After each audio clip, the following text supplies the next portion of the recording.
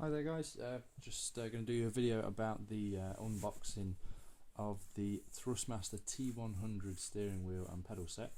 I've bought it for use on my PlayStation 4, so I will be doing a video of it being set up and showing it and how it works with the PlayStation 4, all being well, after I've unboxed it. I'm going to put a little annotation link at the top of the video for you here, just so that you can skip all of my talk and introduction and just get straight to the unboxing if you wish to. So yeah, I've ordered this. I originally ordered it from dabs.com, but they couldn't get hold of any, and I think it's because I've ordered it at the same time as Project Cars is being released. So there's a bit of a sudden boom in requests for the steering wheel, I think, because a game like Project Cars does require quite a high rate, or a better controller than using a gamepad. I've played it with the gamepad because I've had it a couple of days before this wheel's been delivered, and it's doable, but there are certain cars, especially the rear wheel drive cars in the wet, that you can control it, but you just can't feather the throttle and steering enough to get round quickly. So yeah, I've bought this steering wheel. Let's see what it's like. This is literally, it's just been delivered from UK Mail. So it's like, I've got this off eBay. I've paid £88 for it, including delivery, which isn't actually bad. I think the RRP is well over £100, about 110, 120. Although I know it seems to be online only. Even Argos, yeah, if you order it, you can only order it online. You can't collect it in store. So let's get it out of the box. Well, out of the delivery box. Get rid of that. Get rid of dispatch notes. So here's the box. You can see it does quite clearly say PC and, need to move up a bit here, PC and PlayStation 3. But everything says that the T100 works with the PlayStation 4 as well. So going around the box, got a nice big picture, nice and glossy feel to it on the front. Explains all about the mixed belt pulley and gear system for the force feedback, which I'll go into on the other video I do when I'm setting it up. Pedal shifters and rubber grips on the part of the wheel that you hold. It's literally from there to there, in case you can't see it. Each side it's rubberized. I'll show you that once I get it out. A picture of the pedals as well. On top we've got real size pedal. I think that means that is actually the size of the pedal to scale. So that's that. Ooh, on this side, more pictures. Tells you about the multi-positions on the pedals. You can have them laying back or quite upright, but I'll show you that in a second. I need to make sure I've got this camera facing the right way because I'm missing you out. There we go. Right, on the back, lots of writing in all different languages, just explaining the features of it. And on this side, a bit more of an in-depth look of the steering wheel itself. Some features of it: two wheel mounted pedal shifters, ergonomic design, rubber textures, 10 action buttons, built-in screw threads for attachment, as in the mount on the bottom of it, large optimised pedal set, and force feedback system with touch sense technology. Find out what that's like. So that's it. Excuse the dog, he's coming to have a look what's going on. Get a knife and have a look what we've got. Nosy dog. Right, so step inside the drop. 1, 2. Inside, I've got big Thrustmaster branding just inside the box. More flaps. So I've got a cardboard cover like a box top. Straight away, some instructions attached to some of the inserts, which we'll get to in a minute. And on top, we have the cables for the thing. You can notice there's I think that's a US or a European plug. It's a foreign plug, but I'm pretty sure it does come with a adapter for UK use, or at least I blooming hope it does. Right, so inside, looks like we've got the steering wheel, which I'll just put to the side. Nicely wrapped in this padded wrap.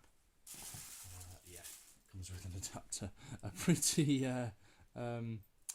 basic one, I have to say. It's the sort of thing you get from a supermarket if you're going on holiday. Literally 3-pin plug, 2-pin plug. But hopefully that'll be alright. We'll have to find out. Surprised, I thought it'd be a bit more robust than that. But yeah, that's that. So yeah, after that, a bit more cardboard, a bit of random packaging and polystyrene. Got the mount, which I'll show you how that attaches. Comes in a nice plastic bag. Looks like it's got rubberized feet on it to help the grip. pedals. Now, from the looking around I've been doing, there's the threaded screw for the bottom of the mount.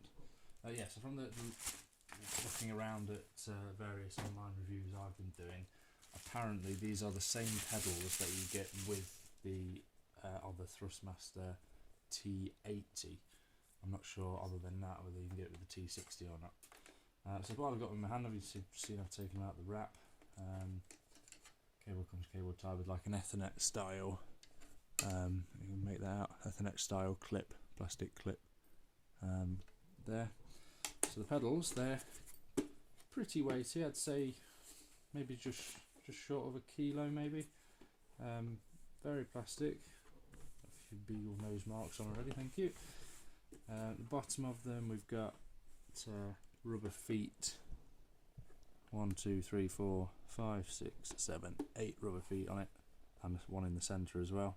It does actually say T100 force feedback on the back, so maybe they're not the same as the T80, or it's just a different sticker they use.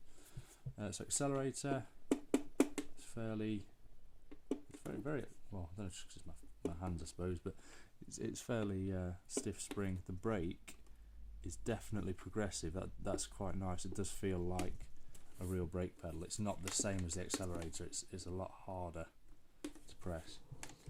There's a bit of a cable tidy system on the back to keep them out of the way.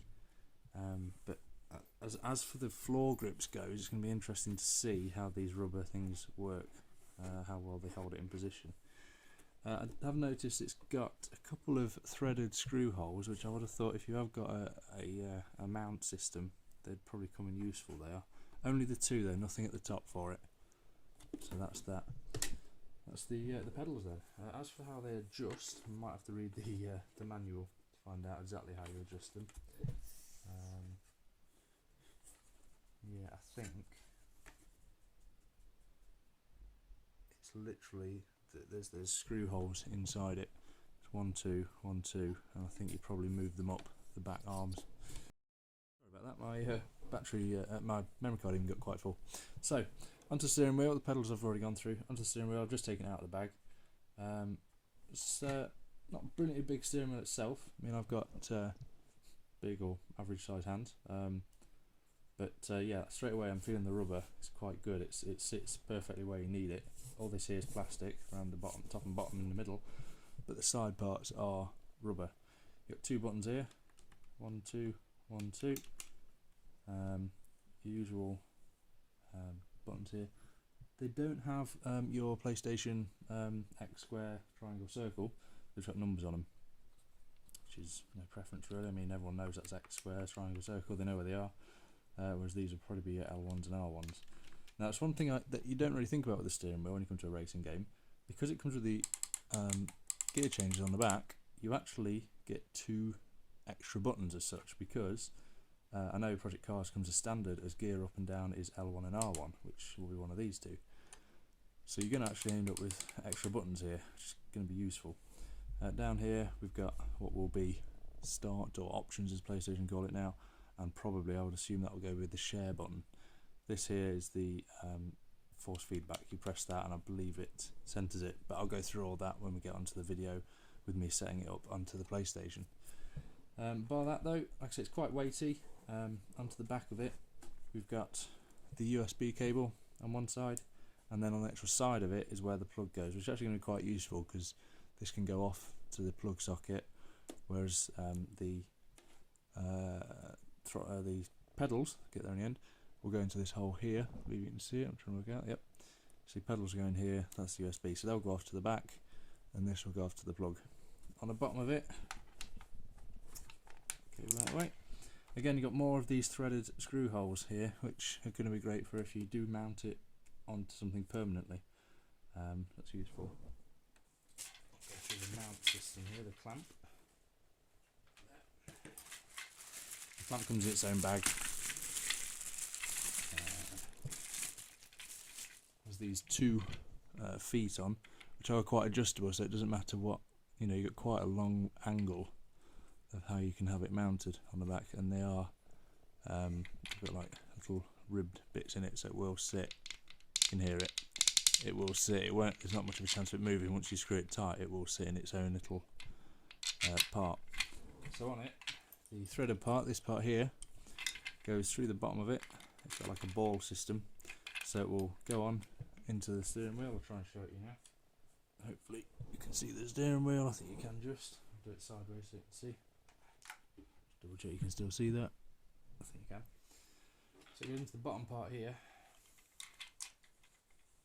like this, and what you do, you'll tighten up the thread. So it's taking a hole in there now. Tighten it up to however much you need it, and when it gets to that part, you just flick this bit down and it'll hold it into its position.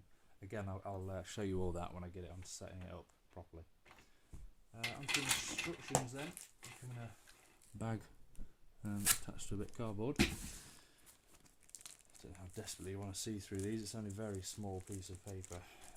Looks like it's just double-sided. Get it out so you can see it. And we've got basic instructions in all sorts of languages, explaining. Yeah, you can see here, look, the PS3 mapping. It does show you like X square, triangle, circle, S and ST, which will probably be select and start, and then auto center, which is that force feedback button. Didn't point out it does actually have an LED in the centre of the steering wheel, which is just here at the bottom of the sort of fake screws, which these are. There's an LED there. But yeah, it looks like it's good. You can feel the motor already, near that. So yeah, that's that. Like I said, a little bit disappointed with this this adapter. Let's see just how snug it fits. So it came with this 3-pin, which is UK. I think it's Europe. I can't remember. Europe, USA, one or two. So this is going to go into here. It has got slots at each side, I'll give it that, so it's not going to move around. So that'll go like, ouch, that. Yeah, it does move a little, I must admit. I mean, I know you're not going to be pulling on it, but if you can see that, it's not exactly secure, but hey, we'll see how it goes. At the end of the day, once it's in there, you're never really going to take it out. I believe they're going both ways. I'm not very familiar with foreign plugs. 3-pin all the way. So yeah, that's that. I'm going to go and get this video edited now for you, and then I'm going to do a video setting up the Thrustmaster T100. I'm going to have a bit of a play with it, see how it goes, and then I'll give you a bit of an overall review of how it's going. So cheers, yeah, subscribe, send it to your mates if they're thinking of getting a wheel, and we'll see how we go. I'll catch you guys in a bit.